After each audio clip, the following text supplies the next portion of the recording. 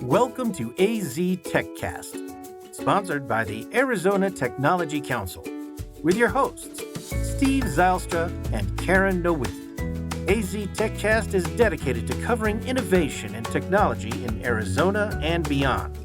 Broadcasted monthly, AZ TechCast invites leading experts to have real conversations about what is happening in the tech sector across the state of Arizona.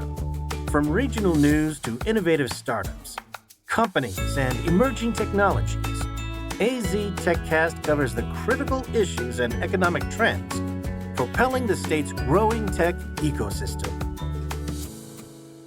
For years now, Arizona has caught the nation's attention as the Silicon Desert, a major hotspot for technology companies and budding startups. Between the state's lower business costs, more affordable standard of living, and growing talent pool, it's no surprise that Phoenix and Tucson are rapidly climbing the ranks of emerging international startup ecosystems. And with that, welcome to Phoenix Business Radio. I'm Karen Nowicki, president and owner of Phoenix Business RadioX, and I'd like to welcome you to this episode of AZ TechCast, sponsored by the Arizona Technology Council. AZ TechCast is dedicated to covering innovation and technology in Arizona and beyond. Broadcasted monthly, AZ TechCast invites tech and business experts to have real conversations about what's happening across the state of Arizona. Arizona TechCast discuss the critical issues, the topics, and the trends propelling the state's growing tech ecosystem. So please join me in a warm welcome with today's featured guests. On the screen here, we have Stephanie Bermudez, founder and CEO of Startup Unidos. Welcome, Stephanie. Thanks for having me. So thrilled to have you. And Eric Smith, Executive Director of the University of Arizona Center for Innovation. Yeah, thanks for having me. Happy to have you. And I'm excited to have another warm live body in the studio with me, my friend Diana Vowles, who is the CEO of Startup Arizona. Welcome. Thank you. Happy to be here. I probably should say Startup AZ. Is that the official? Startup AZ. Startup AZ. I added the word Arizona, but it's just the AZ. Very happy to have all three of you here with Steve Zylstra and I. He is the president and CEO of Arizona Technology Council, so that we can discuss the statewide entrepreneur support hubs that are helping to elevate technology-minded startup founders. We have a lot of interesting content to cover, so let's dive in. Welcome, Steve. I didn't give you a chance to say hello. Hello. It's great to be here. So great. We always have an incredible conversation. At the end of each hour, we always find ourselves saying, we need to have you all back again for, chapter 2. And I have no doubt that this conversation will feel very similar towards the end. We'd like to start off the conversation by asking each of the speakers to briefly introduce yourselves and the role that your organization plays in the Arizona's technology ecosystem. And Stephanie, if you wouldn't mind getting started for us, and then we'll just jump around and see who's ready to follow that. Yeah, no problem. Hello, everyone. My name is Stephanie Bermudez. I'm an Ambos Nogales native. Nogales is in southern Arizona in northern Sonora, Mexico. And I'm the founder and CEO of Startup Unidos. It's a pleasure to be here with you all. Welcome. I'm Diana Vowles. I'm the CEO of Startup AZ. Startup AZ is about 7 years old now, and we work with early stage founders, bringing founders together to connect, to collaborate, to learn, build stronger companies, and pay it forward with generosity. And I'm Eric Smith. I'm the Executive Director of the University of Arizona Center for Innovation.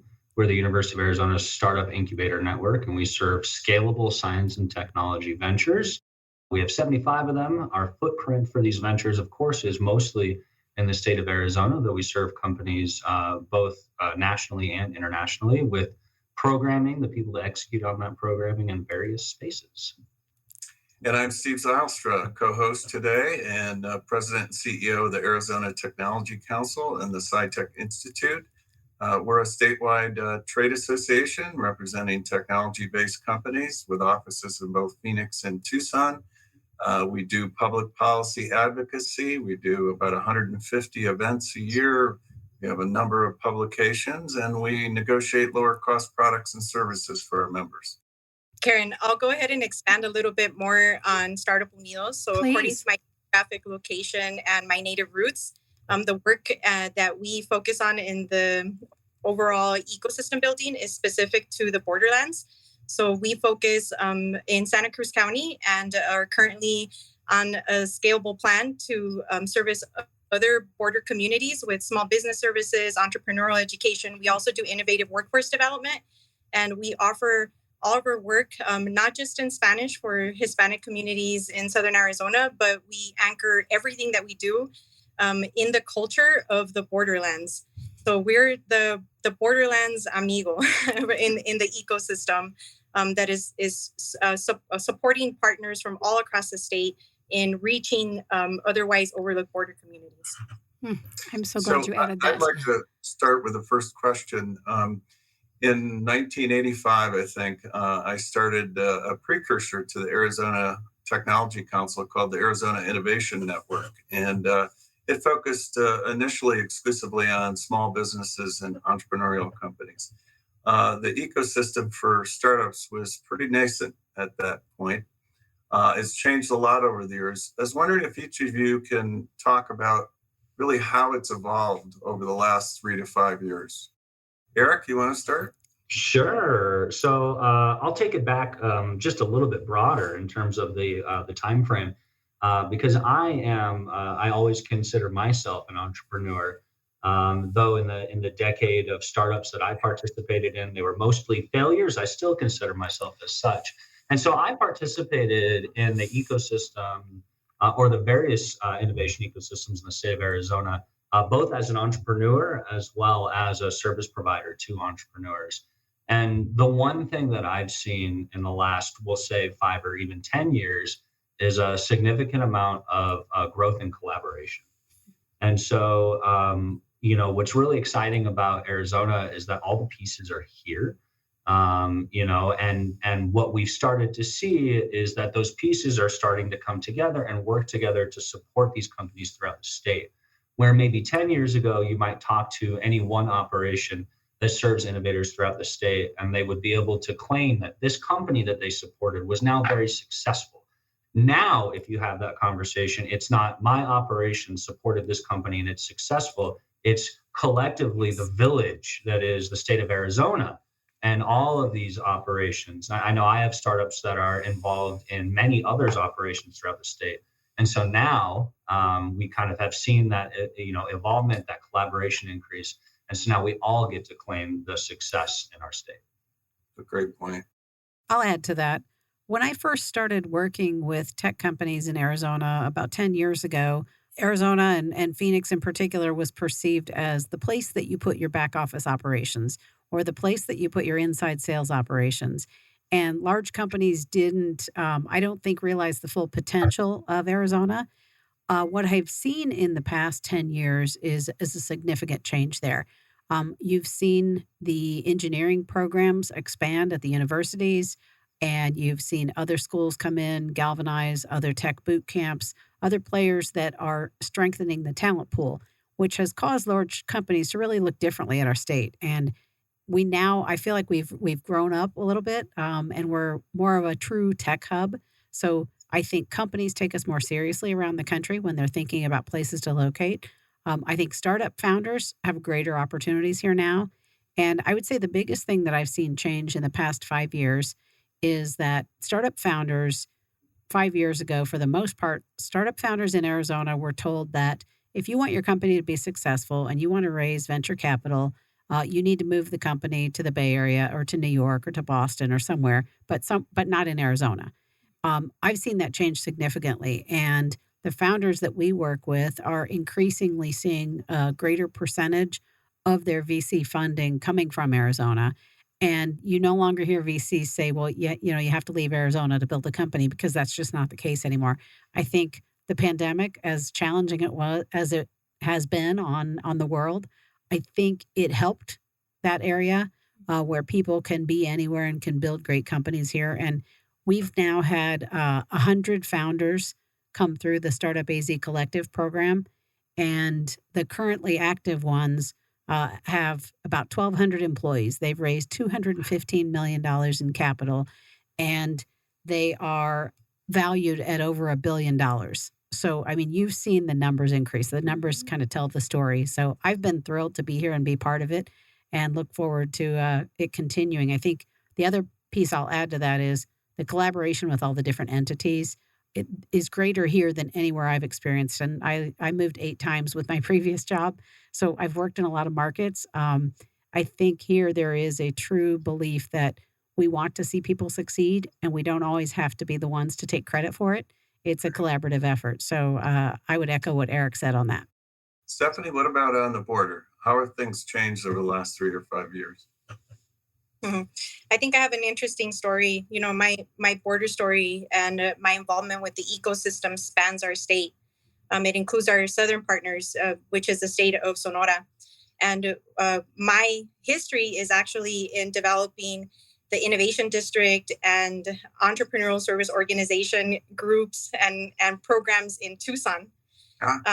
That's where I started. That's where I know Eric, and where I really got an opportunity to be able to examine the revitalization of downtown Tucson and how the density there was just attractive enough. It provided all of the right ingredients to produce something really amazing that we now see in downtown Tucson, which is like the heart of our innovation. Tech parks are out there, but we're all connected, so that collaboration is key. And it was me working in Tucson, not in my hometown, that I discovered how important our southern partners are in the economic impact at the state level, and where I got curious enough, to go back. Startup Unidos was actually born in the state of Sonora, in the capital of Sonora, from a Harvard program where we were challenged to look and examine an opportunity to strengthen the innovation ecosystem in the state of Sonora. And I stumbled upon this opportunity, and just like Arizona's economy cannot thrive without Sonora, I grabbed onto this opportunity, and there is where Startup Unidos was born. That's where we developed our program and grew from there. So when we think about innovation and ecosystem and opportunity and how we can compete, as Steve knows, because the SciTech Institute is cross-border, and as Eric knows, Tech Parks and also the Center for Innovation and Startup AZ, they've all been supportive partners in our work across borders. So we understand, and this topic is not a new topic, but what we have to offer is that we are organized to do the work. So I came across too many frustrations where all of the ideas were already outlined. These conversations had been thriving in rich circles for many years, but why wasn't the work being done? Familiar, right? Sounds super familiar to all of us. We all sit in those circles. We all know exactly what is needed, but sometimes we're held by so many factors. It could be red tape. It could be funding. It could be a combination of both, and many other things. So Startup Unidos, where the role that we play is in that intermediate. Like, we are the doers. We are that connective tissue. We are the boots on the ground. We are, making sure that we supply the information to those decision makers at the state level, across both states, so that they truly can examine and move forward as a region, as a mega region, which is truly what we are. So, I wouldn't have wanted such a transformation to happen, a technological transformation to happen thanks to COVID, but it has. A lot of communities, rural and beyond, at all levels of society, we've been forced to adopt technology and become users of technology. And one thing that I know for certain is that once you see how technology can work for you and solve everyday challenges for you, you are more likely to adopt technology as a solution for yourself and see yourself as a creator of technology. So this time is really exciting, to have like a foundation of partners across the state, both states, both Arizona and Sonora, to really uplift this opportunity, this recovery time, this resilience era. And that's really in the space in which I work. Like, I don't work with a lot of high-tech companies, although I know them and I can absolutely connect to them. But I work at the idea stage. I work with people who are practicing, seeing themselves as solution makers. And I work with a lot of small businesses in recovering from the impacts of COVID. And because of COVID, there's also funding on the table. So we're able to play in ways that we hadn't before. Like those ideas that we have been dreaming for, we wouldn't have dreamt them in this way, of course. But now we can act on them. Now we can practice what we preach. And a lot of what was being preached is reaching marginalized communities, overlooked communities, Hispanic communities. And I'm right here. I'm right here, working with partners, with academia, with government, with grassroots organizations, as that bridge, as that connective tissue to start a conversation and mobilize more people to adopt technology and see themselves as those change makers, right? And join the ecosystem and feel like they're welcome and they have a place in it. So it's not easy work, but it's certainly work that's worth doing. Thank you, Stephanie. And thank you for mentioning the SciTech Institute. As you know, we have our Chief Science Officers program in Sonora. We have dozens and dozens of Chief Science Officers. And we want to do a cross-border SciTech festival as well. So we'll have to collaborate with you on that. A lot has changed, as we have discussed in the startup ecosystem here in Arizona. For instance, for most of my time in Arizona, one of the major issues was there wasn't enough funding, right? As Diana suggested, and now more companies are being funded here in Arizona. And there was almost $2 billion of venture investment in 2021. What are some of the other barriers that some of the entrepreneurial companies face here in Arizona, like capital formation and things of that sort? Diana, you want to start? Yeah, from my standpoint, I mentioned the pandemic was helpful to Arizona in many ways. For early stage tech companies who are trying to recruit really strong talent, that's sometimes a double-edged sword.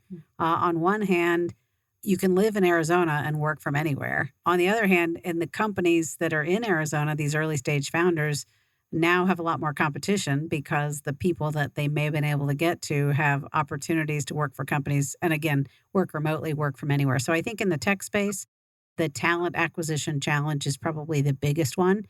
And the crazy market situation that we've had for the past 12 to 18 months has caused venture funding to increase in tech companies, and it's also raised the salaries. So the talent equation, it's gotten more expensive for founders to find really good talent, and the talent can work from anywhere. So yeah, the talent is in the driver's seat right now, but that's a big challenge. What about in Southern Arizona or across the state, Eric? Yeah, it's interesting. So I would say that the challenges that we see with the startup companies that we have in Arizona are probably not Arizona unique challenges. They're more challenges no matter what state that you're in. But I'll try to mention something that's probably more recently relevant and something that I found fascinating as we were helping our startups kind of go over the last couple of years. And one of the things that specifically the founders of scalable science and technology startups have found over the last couple of years is that, yes, to Stephanie's point, there's a lot of money coming down. There's a lot of support, and thankfully, there's a lot of support for small businesses. The difference, and where we find with our startups, the scalable science and technology startups, the challenge with them is compared to maybe a restaurant or a retail store, they often don't have assets or employee payrolls. It's co-founders. They're on operating agreements and for equity in the company. They're eating ramen, right? Doing all the great things that we love to read about. But that also means that they don't have the collateral to back up traditional loans. All the wonderful, incredible PPP money that saved so many companies was not available to any of the tech startups, not just in our state, but in others if they're early stage and they don't have those assets. And so for us, we've seen this as a major challenge for our startups. And then, of course, I will rely on Stephanie as the expert to talk about this, but increasing the diversity of startups that we serve and the ability for diverse founders to find support has been a key thing we've taken on, specifically helping to support female founders with some public and private money to help foster some of that. But I would say that also has seemed to be a challenge, is really, appropriately providing service for all types of entrepreneurs. And again, it's not just an Arizona problem. I think we see that everywhere. Stephanie, anything to add to that? Yeah, She's I do. like, oh, yes. So different challenges require creative solutions. And the current channels that we have when it comes to access to capital, they're not that creative and they're not that accessible. And we know that. It doesn't take me to say that. There's plenty of information out there pointing at how we're not doing enough, in bringing diverse founders to the table. And we're doing less in really dissecting what the issue could be, because I think the climate out there is scary and nobody wants to do the wrong thing, but we have to do better. So we have to have more conversations if we really want to resolve for that and bring more people who are facing the issue to the table. And as a person of color myself, and somebody who is already rooted into the ecosystem in unfolding Startup O'Neill's, I had quite a challenge, like in looking for support capital. Still to the day, we're continuing to build our program, and me being in it, I don't know how much of that has to do with my social class or whether I'm a person of color. I don't know. There are some really great alternatives out there and individuals in our state in Southern Arizona who are looking to resolve the access to capital and getting really creative with a solution. Community Investment Corporation offers an alternative BIPOC loan fund at 0%. And they don't have the same requirements as a normal loan, as far as it's all based on storytelling. So it's really based on like the impact and what you have to offer and not on your credit, because diverse founders aren't equipped in the way that traditionally you need to be to get access to some of these resources, especially women. We saw that during COVID, how we're being basically forced out of the workforce, right? Because we have to attend to other obligations. We have to consider a lot of creative ways of allowing entrepreneurs to get off the ground. So that could be bootstrapping or crowdfunding or other ways of just getting them started and playing with the idea and getting comfortable. And, there are studies out there by Stanford that show that Latinx founders specifically, we go to friends and family when it comes to, finding capital. We have a distrust of the traditional institutions and kind of sources or government for funding. And we don't have the same relationships with our banks and things like that, making us less bankable. But I think that there's also an opportunity to just look at capital in more than just like money. I built Startup O'Neill's on social capital. And I talk about the value and the exchange of my social network and the currency that I was able to extract from it to build social capital, to establish us, across states based on those really strong relationships that I had that carried us through, even if it wasn't an organic way. So we got to get creative, right? And COVID has everybody ready, I think, just like pumped, eager. And we have the resources or better access to those resources to make it possible. So we're on the right path.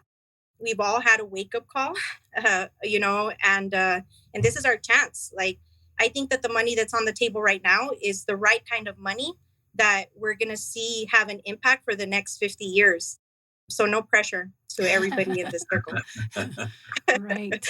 Hey, I would like to continue this conversation around barriers and challenges and how your organizations are solving these problems, what you're doing to address it. But if we could, let's break for just a moment for our first shout out to one of our sponsors, and then we'll come back to hearing from both Eric and Diana as well.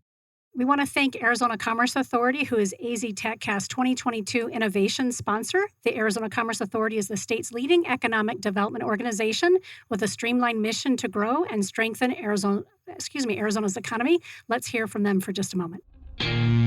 Our streamlined, pro-business approach helps you achieve more by putting less between you and future success. Less red tape, lower taxes, less distance separating you from the tech leaders of tomorrow. This innovative ecosystem will supply your business with tools and resources to compete in the 21st century and beyond. But your future is more than just business success. In Arizona, the lifestyle you want is at your fingertips. Explore cities known for their Southwest heritage and modern vision. Enjoy beautiful scenery and endless outdoor activities on land, water, or snow. And if you're looking for a little friendly competition, we've got plenty of teams to choose from. With constant sunshine, vibrant culture, and natural wonder, Arizona provides a style of living that's entirely unique. People from all over the world call our state home. From student leaders who fill the classrooms of our top-ranked universities, to a skilled and abundant workforce that's ready for what's next, to the neighbors, friends, and peers we interact with daily, Arizonans are united by a pioneering spirit that moves us forward. So as you look to the future, know that it's filled with the perfect balance of innovation and high-quality living that makes life better here.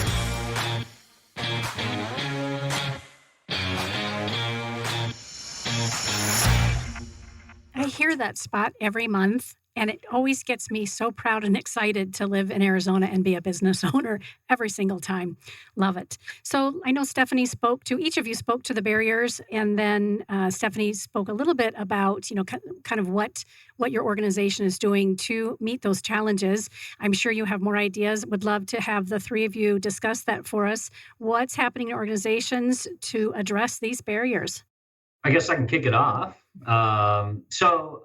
First of all, I will say that I think in general, the core purpose of the organization is both represented here today as well as throughout the state really is to address those challenges. So, it's not that we, just kicked up to address the newest forum. We're always here and always helping entrepreneurs to navigate those challenges. And so I think just, the very nature of us existing and running the programming that we do helps to accomplish that goal. But in addition to that, I'll reference two specific things that our incubator does, just as an example, to help with some of these challenges. One of the things that we've talked about is a little bit of access to capital. We've also talked about the, corporate atmosphere. And so in the pandemic, we started a sponsorship program so we work now with corporations and municipalities. We put on virtual competitions. And those corporations or municipalities then sponsor the startups in the incubator. They cover their fees, they cover their space, and they provide them oftentimes with additional support. And so it's really incredible because now we have a number of startups out there that are going off and doing successful things. And the reason that they were able to get that support is because somebody else paid for it, right? But then also we get to communicate throughout the state. Look at these great companies. Look at these municipalities. We have towns and cities that are sponsoring startups in our incubator right now. And it was a very easy way. And it's an easy pitch, to be honest, because these corporations, municipalities, they want to do this work. And then we kicked this particular program off during the pandemic. So, you could take $10,000 and what you used to be spending on a lunch, you can now make an impact for a whole group of individuals inside of a startup for a year. So it's actually been almost the easiest ask to make. So that's one way that we've helped to look at more recent challenges. And then another thing that we do, and this is in line with maybe some of Stephanie's work, so we have a pretty significant international soft landings program. So one of the things that we didn't address in the last segment is that maybe not what are the challenges that startups in Arizona face, but sometimes you have startups from out of Arizona that want to move here. And so what are then the challenges that any startup faces when trying to navigate a new environment or a new state, such as Arizona? We do this specifically for international companies. We run very, very intense programs, and we have backers that actually fund startups to come from other countries to Arizona for 2 weeks to a month, so that when they're ready to make U.S. market entry, maybe they do so here. And so what we're doing is we're helping them to navigate the state, helping them to navigate the support, helping them to feel all the really good things that they need to feel and to see that there's opportunity here. As late as last week, we ran a cohort that ended last week of Canadian startups. And in doing that work and helping them to navigate Arizona, and to understand the opportunity here and the connection to Mexico, et cetera, that company's still here. They didn't go back to Canada. They're setting up their US-based operation. They're doing so right here in the state of Arizona. And it's simply because, we just showed them what was already here. So I think, it can be hard to navigate sometimes. And so one of the things that we do is we help point them to all the incredible resources in the state. Yeah, I agree. Tremendous opportunity there. So at Startup AZ, the organization was formed by Mario Martinez and Brandon Clark. And in 2015, shortly after Mario had sold his company, he built an amazing company in Arizona, but he felt like he could have done so much more if he was connected to other smart founders and other resources. So he decided to help start the organization and really pay it forward to future entrepreneurs. So fast forward 7 years later, we've worked with about 100 founders to date. Our model is to bring them together in what we call the Startup AZ Collective. So each year we identify about 10 founders that we feel have the highest potential to become a great leader, to build a great company, and we bring them together. And so it's a CEO roundtable type of environment. They get together once a month. And what we found from that is you build this very tight-knit group of trusted, it's kind of a trusted advisory circle per se. But they share resources, they share challenges, they work through problems. Some of the conversations that I hear in those monthly sessions, they're very honest, they're very human, they're very raw. I mean, it is hard to build a company. And so if you can be surrounded by people who are going to support you in doing that, challenge you when you're not, when you're not fulfilling your potential, push back, ask questions, but be there to support you. It's life-changing, really. It's game-changing. And you can build amazing companies. And what we've done in the past year is, in order to help with the talent challenges, we asked the question. So the original question Mario asked was, could he be better if he was better connected to other founders and other resources? So the question that we've asked in this past year is, can we help these founders become even better, build stronger companies by helping the leaders that support those founders? So the functional leaders within each of the Startup AZ companies. So we started a program here called Key Leaders, and we bring them together quarterly. And it's the heads of, we started with the heads of people and talent. And it was kind of an experiment because if you think about it, we're bringing together the heads of talent and people for these, these fast-paced, high-growth, high-potential startups. They're all competing for the same talent pool. So the question was, would they really talk to each other, or would this be a huge failure? What we found is we had about 15 of them participate, and we've done this now 3 times. They've raved about the program, and they love being connected to other leaders going through similar challenges. So we feel like we're now taking the organization to the next level, kind of building the next tier of leaders to help our CEOs become even better, build stronger companies. And one little story I want to share with that.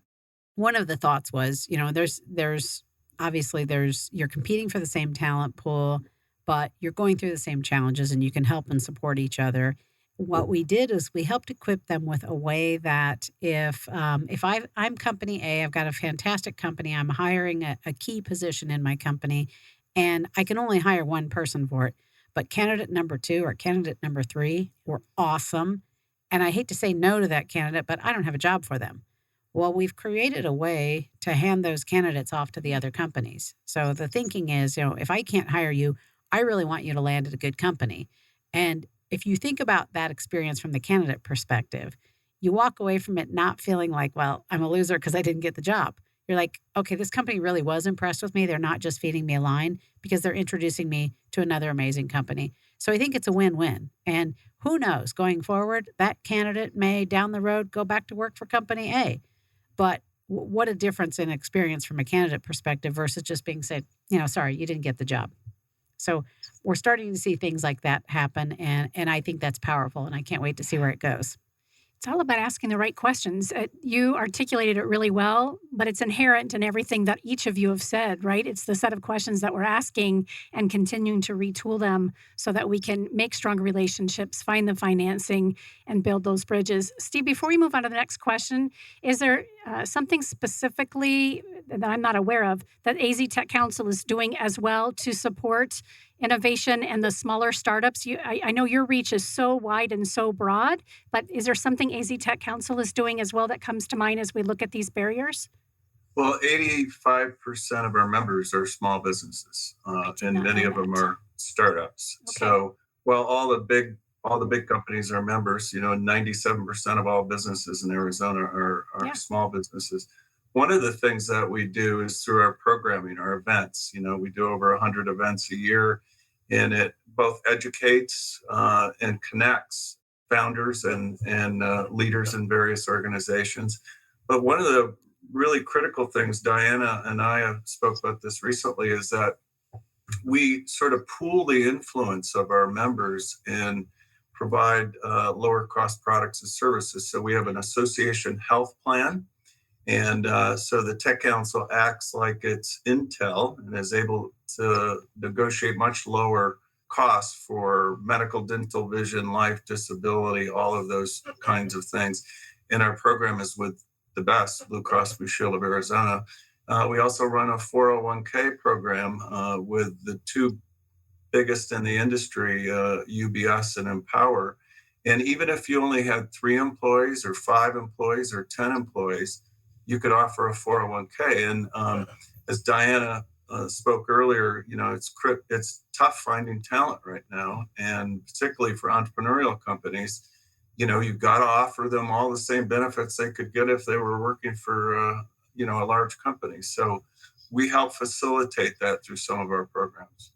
Next question I have, we sort of touched on this at the beginning. Has the startup ecosystem improved and sort of paving the way for more diverse founders, mentors, investors? We're in a time where the business sector especially is really focusing more intensely on diversity, equity, and inclusion than I ever have seen in my lifetime. It's really game-changing, I think. And is that happening in the startup ecosystem as well? Who wants to take that first? I'll take it. Definitely go first. Yes. Yeah, I'll take it on. Yeah, absolutely. I think that there are a lot of effort, some intentional, others forced. And sometimes you can tell the difference, but not always. And that's a dangerous place because we're doing what we're told and not really resolving for the greater issues. I think that there is a lot to examine yet. Yes, we've taken more responsibility, but have we washed our hands and figured it out? We're very far away from that, not just as a state, as a nation, as a planet for that matter. But we do have a bonded understanding is that we know that we have to do better, and we are all making a collective effort, and we do understand the issues, and we're being intentional. We lost your voice, Stephanie. Yeah, Stephanie, we lost your voice, Stephanie. Can you hear us? I don't know that she can hear us. Yeah. We can't. Well, she's getting her audio readjusted. Either Eric or Diana, you want to speak to that? Yeah, I can, in just saying that first and foremost, I personally rely on the expertise of folks like Stephanie and people who are out there doing such incredible work. I mean, she referenced the Community Investment Corporation's BIPOC Loan Fund. Mm-hmm. I mean, not only is that an opportunity for BIPOC founders, but it's BIPOC community managed. I mean, how incredible is that? And how do we take that and make that kind of stuff bigger? Because Stephanie's right. We are so far from being able to do this. And two things that I'll mention. One, what we have to be careful about is that all this additional federal money coming down to organizations like ours to support startups all have a diversity and inclusion component to them. And we run the risk of organizations, including that for the sake of getting money, compared to being very intentional about how they actually create long-term success for diverse founders. And so, we're very, we pay a lot of attention to that and rely on partners who do this work extensively to tell us what to do. But one area that we've picked to really focus on is women-led companies and female entrepreneurs. So if you think about it, I believe, and you can back me up or send me an email afterwards and tell me that my data is wrong, but I believe about 1.5% of the venture funding that goes to startup companies goes to women-led companies. I mean, 1.5%. Like, even if that was 10.5%, that'd still be abysmal.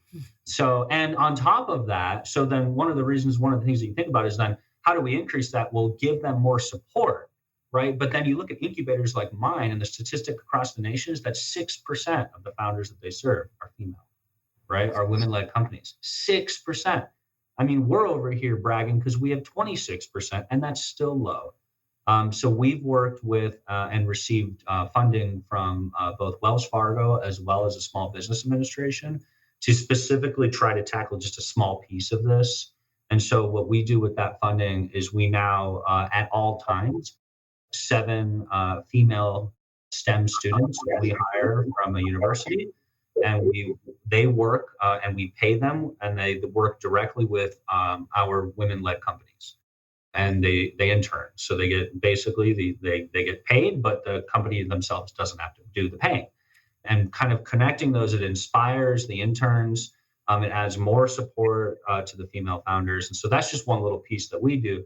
But again, for us, it's important for us to rely on the partners that are just out there and really truly doing the work, that hold the expertise. Folks like Stephanie.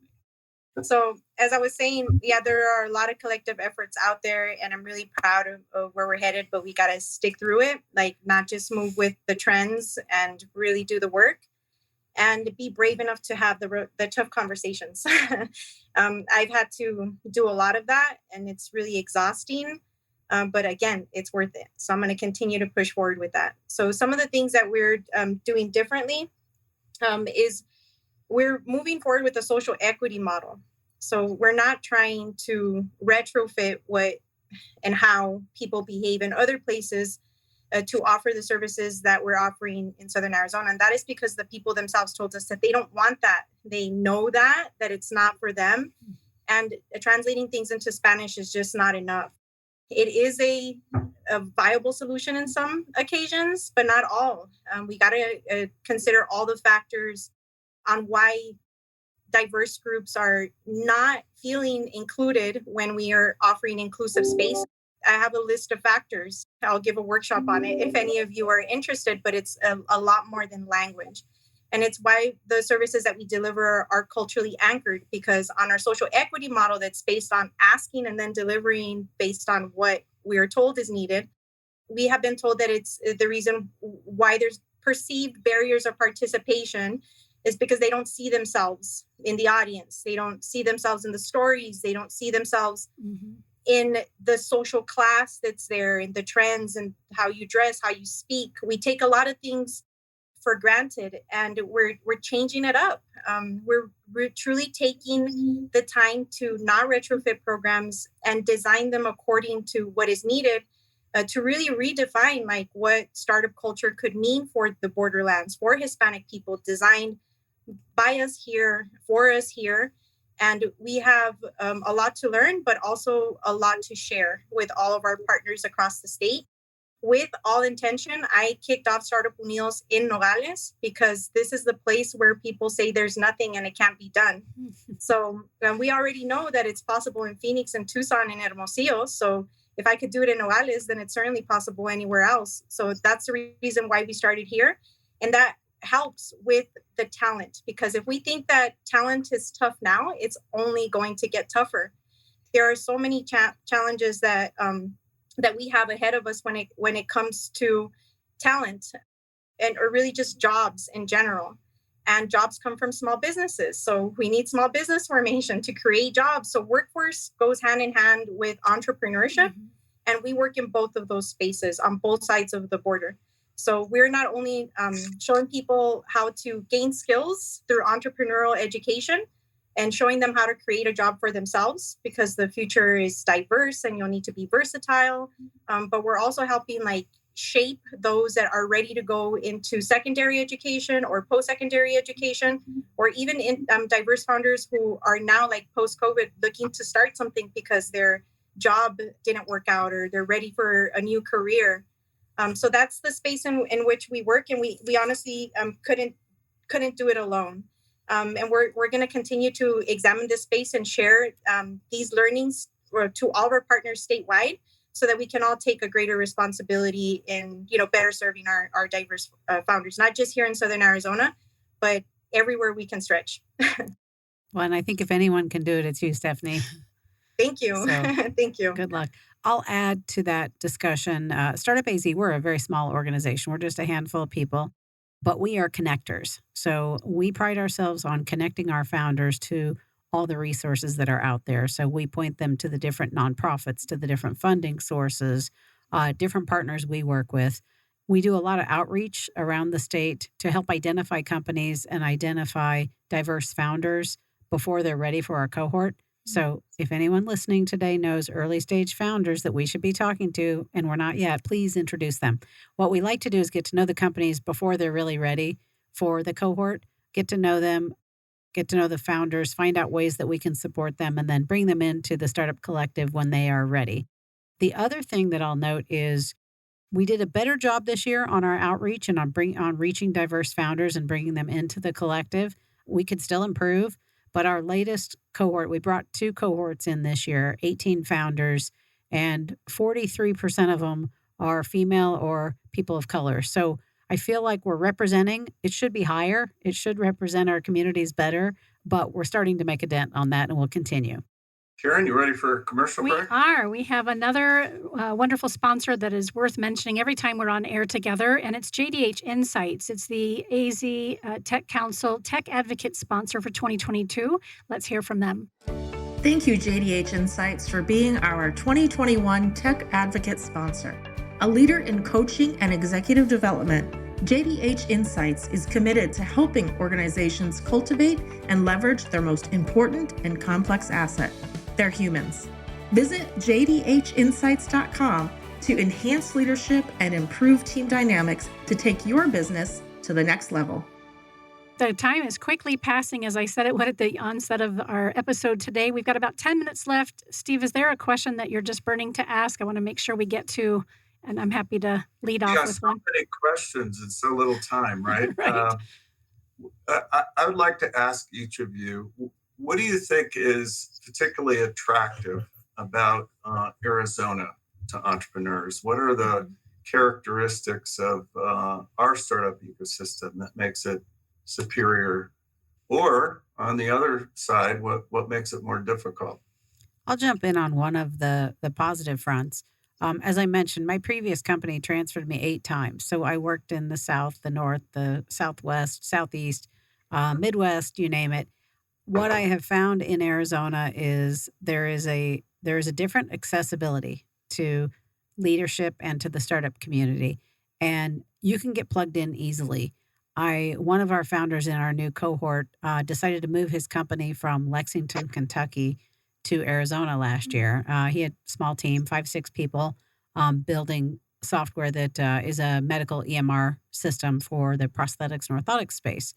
And he was introduced to me, I knew a little bit about that space, met a couple other founders in the collective, and he's now he's building and scaling his company here. So he looked at Arizona, heard it was a great place to be, dug into it a little more, met one person who introduced him to 4 people, who introduced him to 10 people. And I think it's just the accessibility in the community.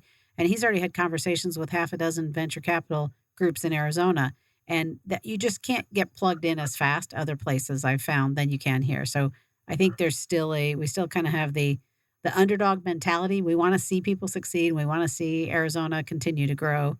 So that's been my experience.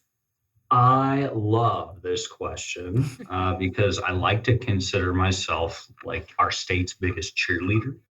So I look at it in 2 ways. First of all, there's the pretty obvious and standard aspects of Arizona that we all love to talk about. You have a lower cost of living, but easy and quick access to the Intermountain West, Texas, Los Angeles, quick flights away. If you want to manufacture or have any interaction with Mexico, here's the place to be, right? Come to Arizona, talk to Stephanie, engage with us, right? So there's all those normal pieces. I don't think that all of those things necessarily contributed to the number I'm about to give you, which is that in total, and I had to look this up to make sure I'm accurate, 9 companies have physically moved to Tucson, Arizona, to be in our incubator. And I don't think it's because of everything I mentioned earlier. And they're from markets such as Pittsburgh, the Bay Area, San Diego, LA, Chicago. Some of them are international. I referenced one that happened last week A few months ago, we had a company move here from Saudi Arabia and raise $18.5 million. You don't hear necessarily these stories because they're not the biggest companies moving to Arizona, but they're coming here. And what I'm gathering when we talk with them, why did you come here?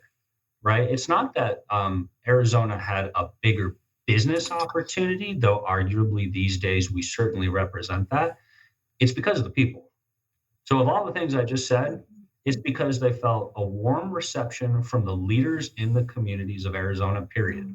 They knew that if they were to come to Arizona, they can ask somebody for something and either they're going to get it or they're going to introduce them to somebody else. And that's why I believe 9 companies have moved to our incubator here in Tucson since 2019. I love that. That's how we started the conversation, right? It's those connections and those introductions and knowing that we are an ecosystem that all of you have been supporting to have people want to come and stay. Stephanie, how about you? We're a state of innovation.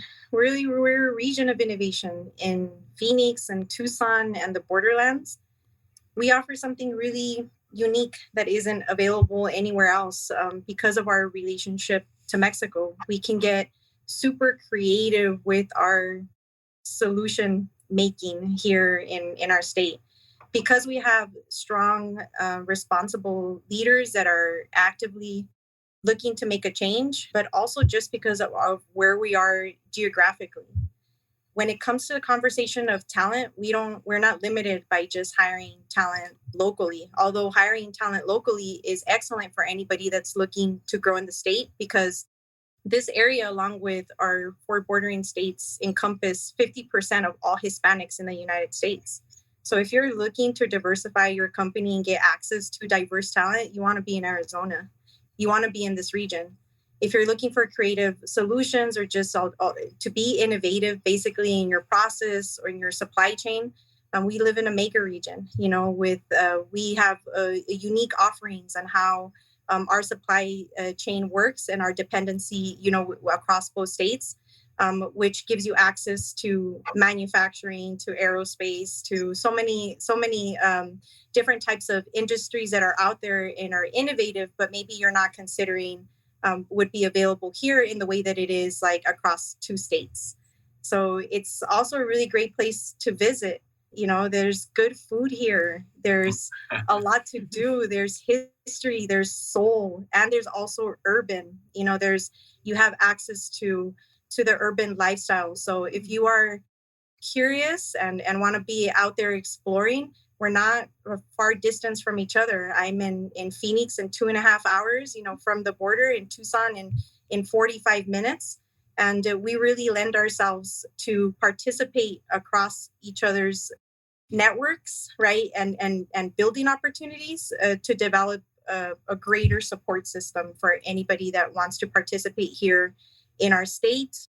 And, as I said, we built something where we're wanting to do more and carry those conversations with how we can do more in innovation and create more programs and systems to have more infrastructure on how we work with one another, with our neighbors in Sonora. So you'll hear more about that in the future.